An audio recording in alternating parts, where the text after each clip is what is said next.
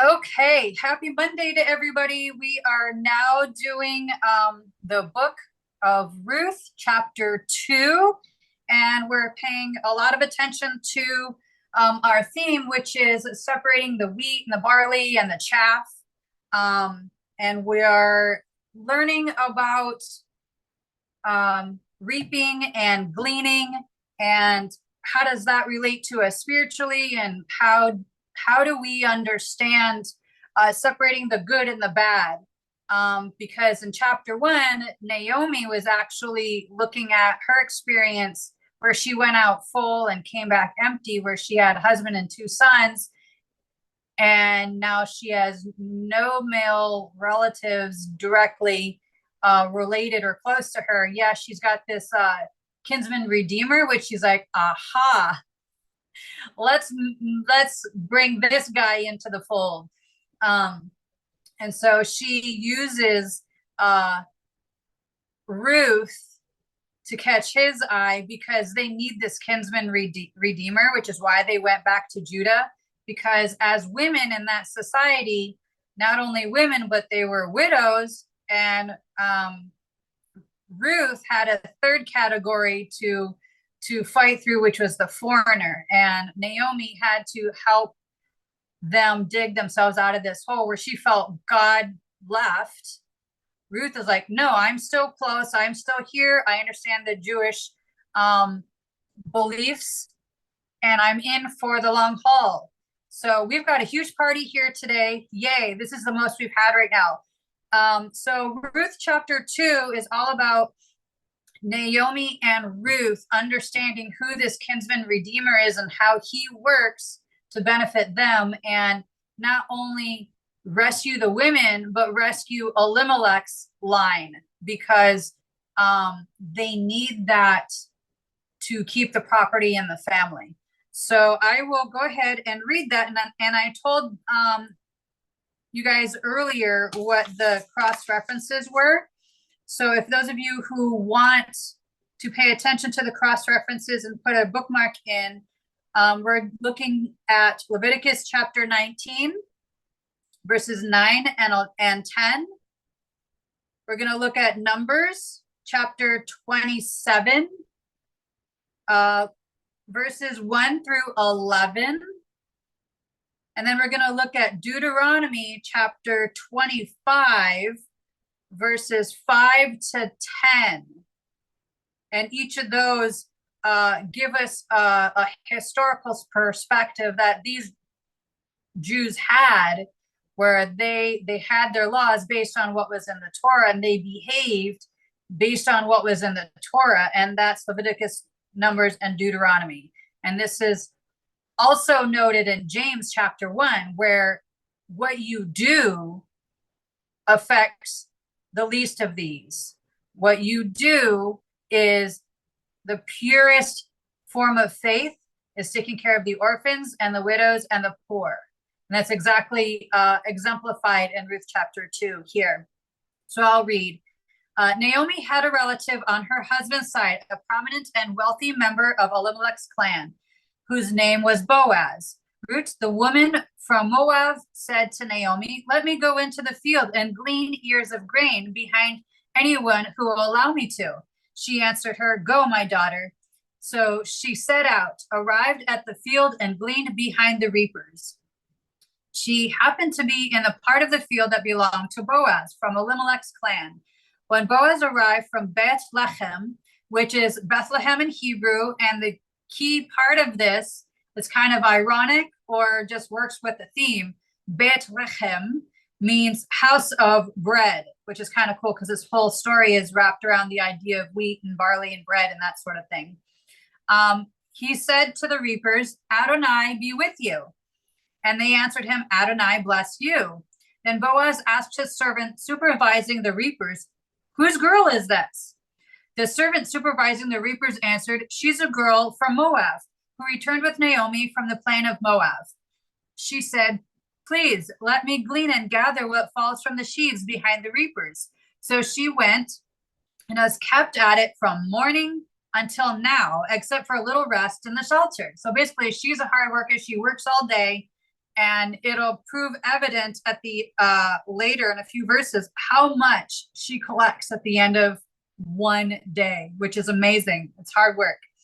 Boaz said to Ruth, "Did you hear that, my daughter? Don't go to glean in another field. Don't leave this place, but stick here with my working girls." And it's a known thing. You'll see in the video that I sent everybody that it's a known thing for men and women to collect the extra, whether it's grapes or barley or wheat at the end of every harvest or in the corners. It's a known thing that there are extra people, the poor people and that sort of thing, to collect the extra.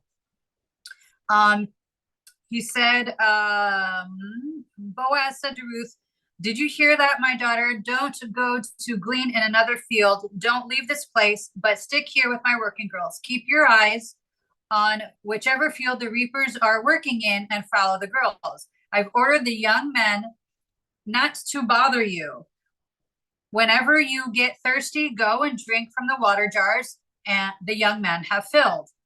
So not only does she have permission and acknowledgement from the owner of the field, she's got protection, because it's a known thing. Not only are you a foreigner, you're a woman, you're poor, men can take advantage of you and abuse you. And so she's got this protection, and she knows about this protection that the men were told to knock it off, don't bug her. Not only that, but leave extra, and we'll get in there too.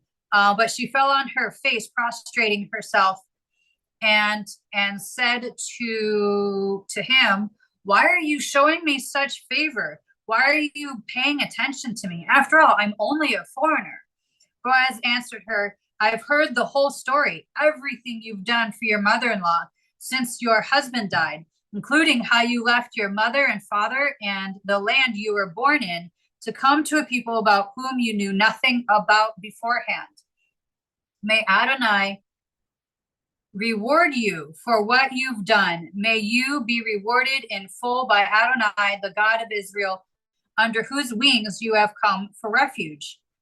She said, "My Lord, I hope I continue pleasing you. You have comforted and encouraged me, even though I'm not one of your servants." When mealtime came, Boaz said to her, "Come here, have something to eat, and dip your piece of bread into the vinegar." And the notes here in the book say, no, it wasn't just vinegar. That would be gross. It's actually hummus, which is a known thing to have bread and hummus in the Near East. She sat by the reapers, and they passed her some roasted grain. She ate till she was full, and she had some left over. When she got up to glean, Boaz ordered his young men, "Let her glean even among the sheaves themselves without making her feel ashamed. In fact, put some ears of grain out from the sheaves on purpose. Leave them for her to glean, and don't rebuke her." I mean, don't bug her, just let her do it. So she gleaned in the field until evening. When she beat out what she had gathered, it came to about a bushel of barley. And I looked up, how much is a bushel? Is it 5 pounds, 10 pounds? It's 48 pounds. So she carried home 48 pounds after one day's worth of work. Imagine taking home 50 pounds of anything at the end of the day of work, that's God taking care of her. It isn't just Boaz like, here, don't work so hard. No, it's God using his actions and their laws to take care of her. And it's not just, you're a complete stranger, I don't know who you are. It's, I've heard about you. And it's kind of awesome that not only is she a foreigner, she's a respected foreigner. And not only is she a respected foreigner, she's part of a wealthy and known family. And so Boaz recognizes all of this about her and doesn't just let her fend for herself. She does get the help from Boaz, the protection from Boaz. So Leviticus 19:9, I'll get into that. Let's move way back to Leviticus It's the third book of the Bible. This will help us understand a little bit about why Boaz does this. Where does he get the instruction to do this? So what he is referencing is Leviticus 19:9. That's what we know it as. It says here in his law, what he knew as instructions on how to live. When you harvest the ripe crops produced in your land, don't harvest all the way to the corners of your field, and don't gather the ears of grain left by the harvesters. Likewise, don't gather the grapes left on the vine or fallen on the ground after harvest. Leave them for the poor and the foreigner. I'm Adonai, your God. Why do they do that? Because God told them to. That's for everybody. That's not just for Boaz. That's not just for the story to be kind of a cool story. It's for everybody that has a field. And what's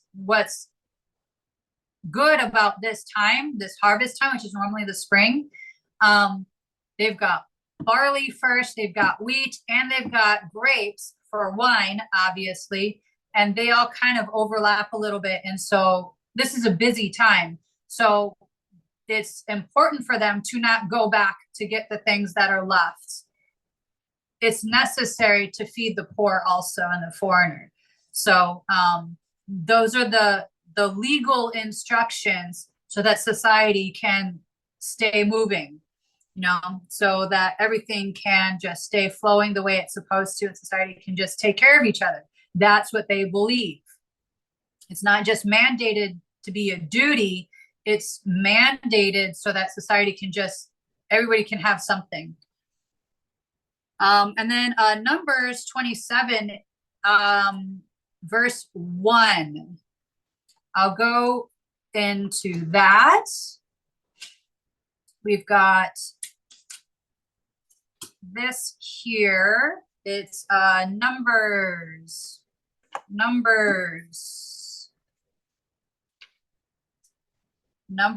27. Let me grab that. Numbers 27. And the purpose of Numbers 27 is to help us understand the idea of property, because women weren't supposed to have property. It went from anywhere, any man in the family, basically, and they've made laws about that too. But some women were like, look, there are no men. Moses, give us property. So this is the law here where it actually was an opportunity for women to speak up for themselves. So Numbers 27. Then the daughters of Zelophehad, that's a long word, Zelophehad, the son of Heifer, the son of Gilead, the son of Machir, the son of Manasseh, of the families of Manasseh, the son of Joseph, approached. These were the names of his daughters: Machlah, Noah, Hagla, Milcah, and Tirzah. They stood in front of Moses, Eleazar the Cohen, which is the priest, the leaders, and the whole community at the entrance to the tent of meeting, and said, our father died in the desert. He wasn't part of the group who assembled themselves to rebel against Adonai in Korah's group. And that's an awesome story. That's a huge story. Korah, he's part of the group that said, okay, we don't want to go into Canaan yet, in the promised land. Let us rebel against God because, God's making us die in the desert here. Korah led 250 people against God. And it's like, are you crazy? Moses is the high priest, right? He's the prophet / high priest. And he's like, Korah, you don't know what you're doing. So what Korah did was he led a rebellion of 250 people, and God's like, Korah's giving me a bad name. I'm going to zap them, and the earth is going to open up and eat them alive. And that's actually the miracle in the desert. So instead of being in the promised land, which just didn't take long to get to after slavery in Egypt, Korah, it's important that these people are mentioning this. Korah got eaten up, swallowed by the earth. And so that was part of the 40 years in the desert. They weren't supposed to be in the desert for 40 years, just milling around and dying, waiting for a generation to die off. It's because God said, okay, your tribal leaders didn't want to get into the promised land. Okay, then your strongest men don't think you can fight for the promised land.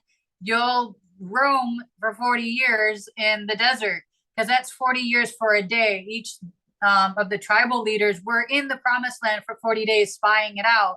And so these daughters were like, yeah, he just died. He wasn't part of them. So because they were trying to make their case for why they should get land. So I'll keep reading. A father died in the desert. He wasn't part of the group who assembled themselves to rebel against Adonai and Korah's group, but he died in his own sin, and he had no sons. Why should the name of our father he eliminated from his family just because he didn't have a son? Give us property to possess along with the brother of our father. Moses brought their case before Adonai. And Adonai answered Moses, the daughters of Zelophehad are right in what they say. You must give them property in the inheritance to be inherited along with that of their father's brothers. Have what their father would have inherited passed to them. Moreover, say to the people of Israel, if a man dies and does not have a son, you are to have his inheritance passed to his daughter. If he doesn't have a daughter, give his inheritance to his brothers. And if he has no brothers, give his inheritance to his father's brothers. If his father doesn't have brothers, give his inheritance to the closest relative to his family, and he will possess it. This will be the standard of judgment to be used by the people of Israel as Adonai ordered Moses. So they have this whole family line, and that's normally where it goes. But these women are like, dude, why should we get nothing? That's not my dad's fault that he didn't have sons. And it's not our fault that we don't have kinsman redeemers or brothers or anyone. Give us the property. And God's like, yeah, give it to the women. So the women were allowed to have property, which is kind of cool. And then I'll go into Deuteronomy 25, 5-10 is more information about the kinsman redeemer, which is a foreshadowing of Jesus. The kinsman redeemer is the one that Jesus redeems the woman, which is the bride, which is the church, which is us individually. He redeems us because we are this spiritual widow or the foreigner. You know, the Gentiles in particular are the ones who are adopted into the family. And how are we brought into the family is through marriage to Jesus. And obviously this isn't some kinky thing, but it's a spiritual closeness. God chose the Jewish people first because they had to be the role model. They had to roll out the way we were supposed to live. And once the message was given to the Jewish people, then we as Gentiles came along in the New Testament, or in particular, Ruth or Rahab. Rahab was a prostitute. She was a Gentile, and she was in a promised land, which was referenced in the story that I just told. She was in the promised land, and she was protected because she believed in this foreign God. And so her and her family were protected. So they were adopted in or grafted in to the Jewish belief, which is kind of cool that God makes room for that. It's not just to the Jews only, it's to the entire globe, billions and billions of people. So Deuteronomy 25 discusses this kinsman redeemer idea. chapter 25, verse 5 to 10. If brothers live together and one of them dies childless, his widow is not to marry someone unrelated to him. Her husband's brother, her brother-in-law, is to go to her and perform the duty of a brother-in-law by marrying her. The first child she bears will succeed to the name of his dead brother, so that his name will not be eliminated from Israel. If the man does not wish to marry his brother's widow, then his brother's widow is to go up to the gate to the leaders. And there's this whole ceremony, which is kind of fun, because women generally don't have any rights, but this is where she gets to exert herself. So go to the gate to the leaders and say, my brother-in-law refuses to raise up for his brother a name in Israel. He will not perform the duty of a husband's brother for me. The leaders of his town are to summon him and speak to him. If on appearing before them, he continues to say, I don't want to marry her, then his brother's widow is to approach him in the presence of the leaders, pull his sandal off his foot, spit in his face, and say, this is what is done to the man who refuses to build up his brother's family. From that time on, his family is to be known in Israel as the family of the man who had his sandal pulled off, which is an actual very derogatory insult, which is kind of funny. And so once we get into Ruth a little bit more, we'll have that in the back of our minds, because Boaz was not the first in line. This scenario where Ruth actually gets to do this, it's not in the book of Ruth, but now that we know the history in Deuteronomy of what actually would be happening, we have this imagery of she gets to take his shoe off. And I'm thinking she gets to hit him in the face. No, she doesn't get to hit him in the face or throw it at him, but she does get to spit in his face, because he's like, no, because Boaz did have to do this. He did have to go to town. He did have to find the closer relative, and the closer relative said, no, I do not want Naomi's land. I do not want Ruth. So we'll get into that, which is kind of funny. So let's see where we stopped. I'm going to keep going here. Verse 18, I believe. So she takes home 48 pounds of barley at the end of the day, which is awesome. She picked it up and went back to the city.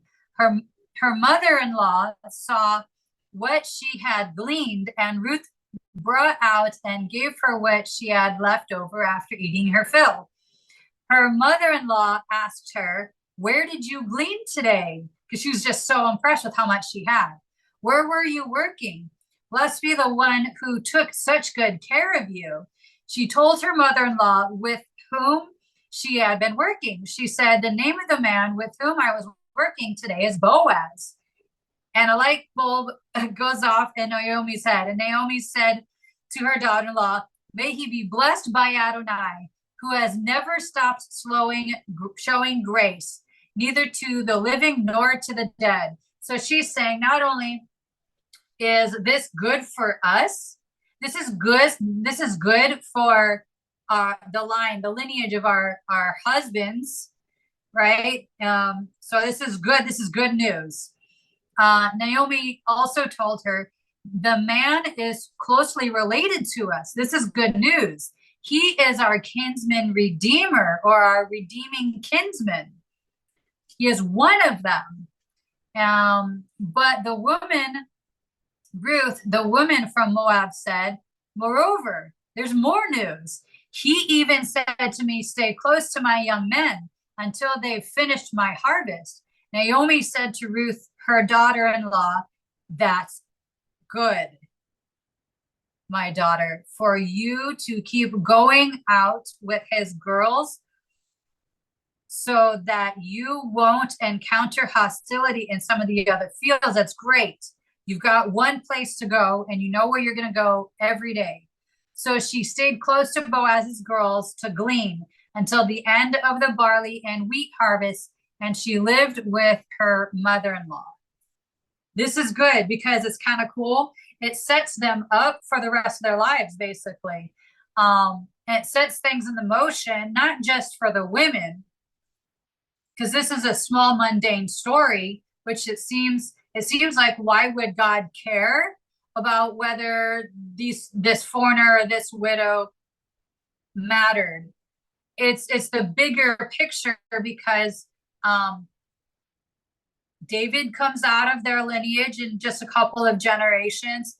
And then what we'll look at is Matthew 1, is that Jesus comes out of the lineage of David. So we're looking at like generations and generations back into history, where God does care about not just them, but us in our mundane lives. Like, God does care whether we're married or not, or whether we have kids. He does care about, whether we eat today, because it's going to affect people, 24, 48 generations from now, because things are going to happen for them. Things are going to happen for us. And it totally is significant. Even if we just think, there's not going to be life after us, we think that who cares about who we are and what we do, because we're like this little speck in the grand universe. It actually does matter. It actually does matter whether Naomi has a husband, or whether Ruth has a husband or has children.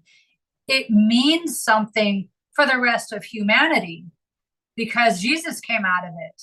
And that's kind of a message for us to take away. And what's cool about this part of the notes that I have is it does mention here, where you hear the word daughter, for them to say Ruth is a daughter.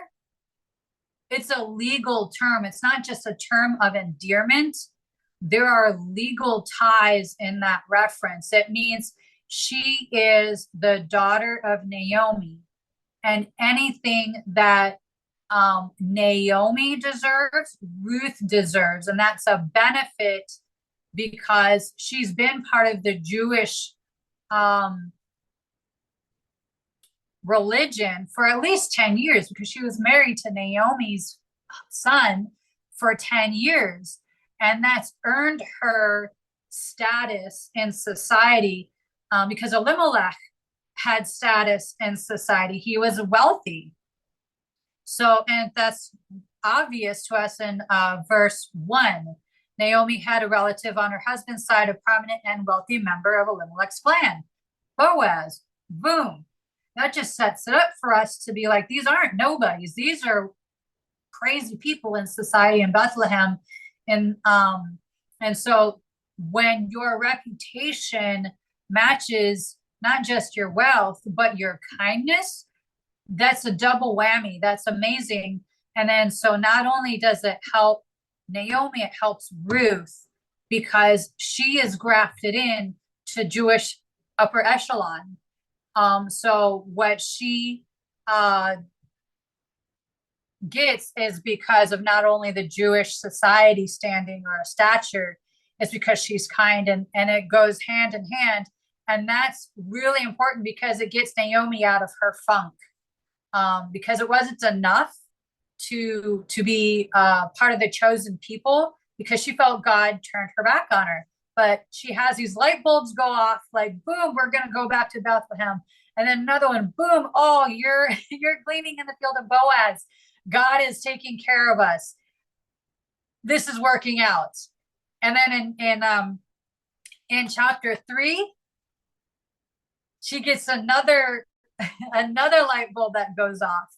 And it's going to seem kind of scandalous from our modern perspective. But it's just not. But in a sense, these women actually do take care of themselves.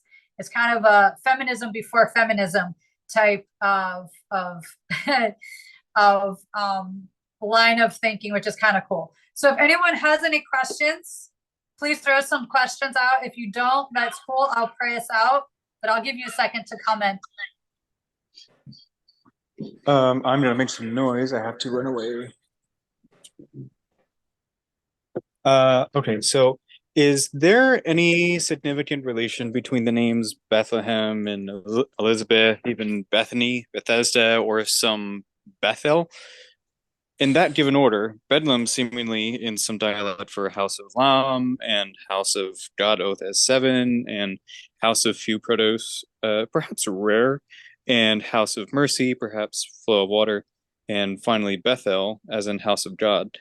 I found something interesting about all these things as you've mentioned before, like they came in Ruth came into Bethlehem, right? For so that he can make fun of his step family for not taking up arms and helping her out. That kind of reminds me about a House of Wolves, where the cow is the very top of that house, like all the other ones being like House of God, as in the culminated ceiling, much in the sense on how God is this celestial being that's all over the whole world. It also it just makes me want to point out how it's also seemingly a dialect for hill, which is as a lot of church people like to name their residence the Hilltop Church, like several times, surprisingly. So, is there any significant relation to that? Absolutely. You're tying everything together for me. The house of bread, L is the ending for God. And when you think about the hill thing, people want to think of being the light of the world. So when you're, say, a lamp or a lighthouse, you want to shine your light to the world. And how do you do that? You don't do that in a valley. You do that up on a hilltop, right? And so that's why a lot of people have hilltop in their name. Yeah, I like all the connections that you're making. They're really good. You said it better than I could, throwing it all together like that. The way you study words and throw things together, absolutely, it's all connected. Anyone else want to throw anything out there? Because I like the connections that Sean is making. That's great. Okay, so yeah, so everything that we've put together here is incredibly valuable, where you're talking about the mercy and the grace, because Boaz shows all of that grace and mercy. Ruth just shows grace and mercy to Naomi, and it's just, that's the type of reputation that we're supposed to be showing to the world. Even when we're discussing stoicism and all these other philosophies, it's all about grace under fire. Really, when we go through our tragedies, and whether it's the world throwing us curveballs or people in the church throwing us curveballs, who knows, maybe our family throws us curveballs, or we just make really poor decisions, and then there are consequences, things that we expect or don't expect. Really, when we are experiencing these consequences or the negative responses of other people, this grace and mercy, instead of being bitter, is what we should be showing.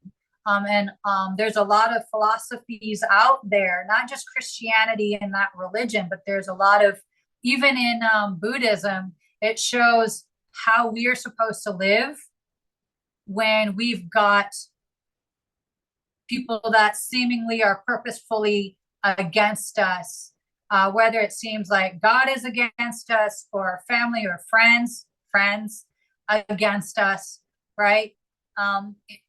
ex-spouses, current spouses, maybe we're unlucky to have children against us.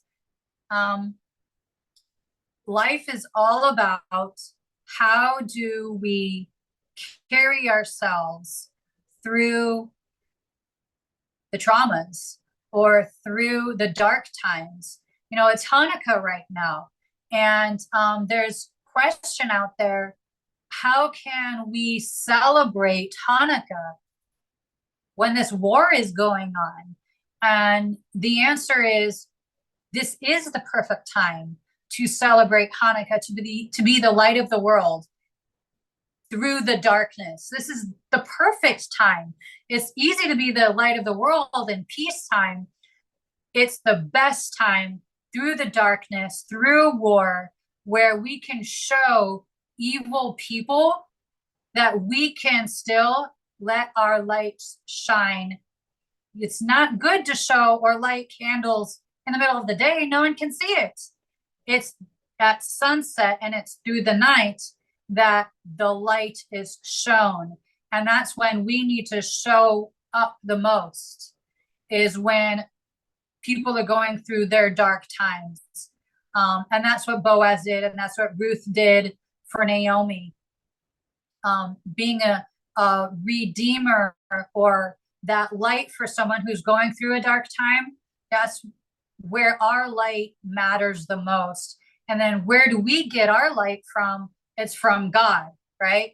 It's from a positive philosophy or theology, not just intellectual, but if we internalize the love that we're supposed to have for ourselves and for others, which was part of our conversation before the recording, then the world will just be that much of a brighter, lighter place. Because when people are going through their dark times, they're just going to think that's everywhere.